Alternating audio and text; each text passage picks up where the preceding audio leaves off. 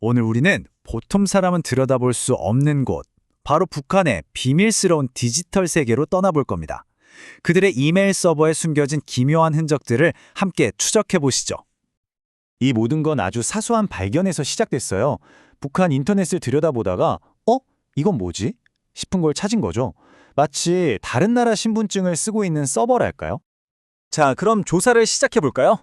우선 북한에서 공개적으로 접속 가능한 웹사이트들을 샅샅이 뒤져서 이메일 시스템이 어떻게 돌아가는지부터 파악해 봤습니다. 보세요. http://mapmcov.kp라는 웹사이트에선 mab@slibank.net/kp라는 이메일 주소를 썼고, 또 http://www.룡남산.edu.kp에서는 룡남산-star-co.net/kp를 썼어요. 여기서 중요한 두 개의 도메인, 바로 star-co.net/kp와 slibank.net/kp가 나왔죠. 이게 우리가 따라갈 첫 번째 단서입니다. 이 도메인들을 쫓아가 보니까 이렇게 세 개의 메일 서버가 나왔습니다.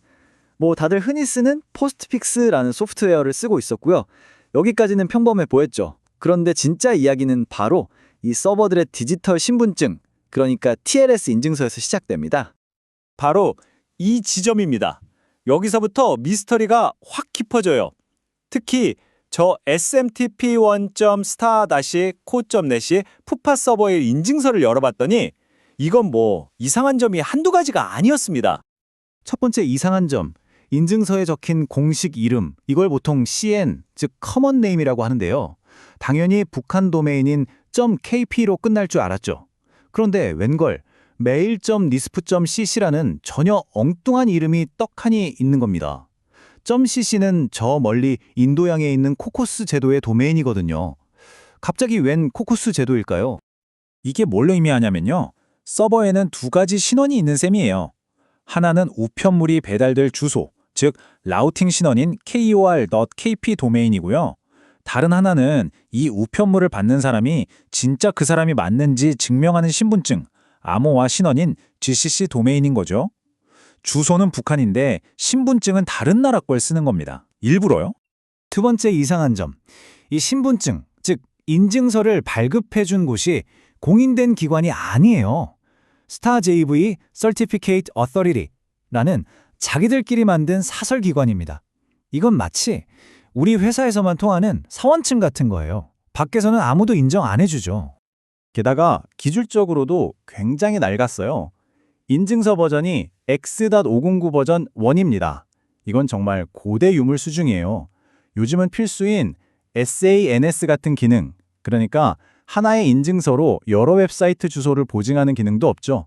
정말 기본 중에 기본만 갖춘 겁니다. 세 번째 이상한 점은 시리얼 번호입니다. 보통은 길고 복잡한 무작위 숫자여야 하는데 딱 떨어지는 0x1000, 10진수로는 4096이에요. 이건 마치 컴퓨터가 자동으로 생성한 게 아니라 누군가 손으로 직접 입력했거나 아주 간단한 프로그램으로 만들었다는 흔적이죠. 자, 그럼 이 단서들을 다 모아봅시다. 이걸로 어떤 그림이 그려질까요? 이 서버를 만든 사람들은 도대체 뭘 하려고 했던 걸까요? 결국 이중신원 전략인 거죠. 겉으로는 북한 도메인인 star-co.net.kp를 써서 메일을 받지만 암호화나 신원증명 같은 중요한 부분에서는 국제적으로 추적이 어려운 mail-nisp.cc를 쓰는 겁니다. 어디로 보내는지는 공개하되 누가 받는지는 숨기려는 의도가 보이는 거죠. 그리고 여기서 정말 결정적인 단서가 나옵니다. 이메일 하나에 첨부할 수 있는 파일 크기 제한이 무려 10GB예요. 10GB요. 여러분, 10GB짜리 이메일 보내보신 적 있으세요? 이건 일반적인 용도가 아니라는 확실한 증거입니다. 엄청나게 큰 파일을 몰래 주고받기 위한 서버라는 거죠. 그 외에도 이상한 점은 더 있어요. 예를 들어 VRFY나 ETRN처럼 보안에 취약한 옛날 기능들이 그대로 켜져 있고요.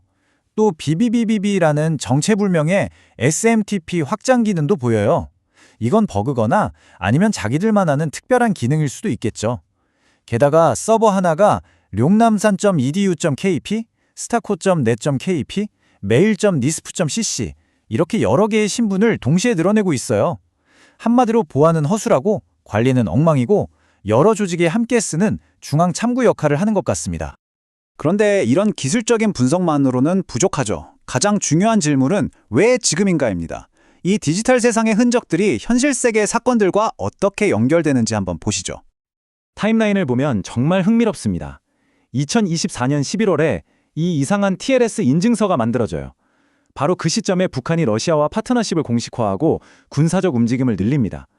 그리고 2025년 8월 nisp.cc 도메인이 등록되는데 이때는 북한이 외교 활동을 늘리고 해외 인력을 다시 불러들이던 시점과 겹칩니다. 우연일까요?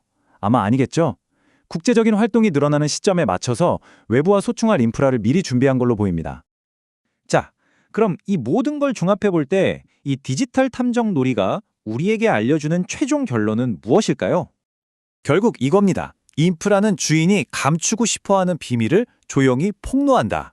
악성 코드는 금방 사라지지만 서버나 네트워크 같은 인프라는 한 번 만들면 오래 남거든요. 그래서 이런 인프라에 남은 사소한 설정 실수나 기묘한 흔적들이 언론에 보도되기 훨씬 전부터 그들의 진짜 속내와 다음 계획을 보여주는 겁니다. 그래서 마지막으로 이런 질문을 던져봅니다. 어쩌면 한 국가의 다음 행보를 예측하는 가장 정확한 방법은 화려한 해킹 공격을 분석하는 게 아니라 이렇게 지루해 보이는 서버 설정 파일이나 인증서 같은 디지털 흔적들을 끈질기게 관찰하는 것 아닐까요? 오늘 저희가 파헤쳐본 북한의 비밀 메일 서버 이야기 어떠셨나요?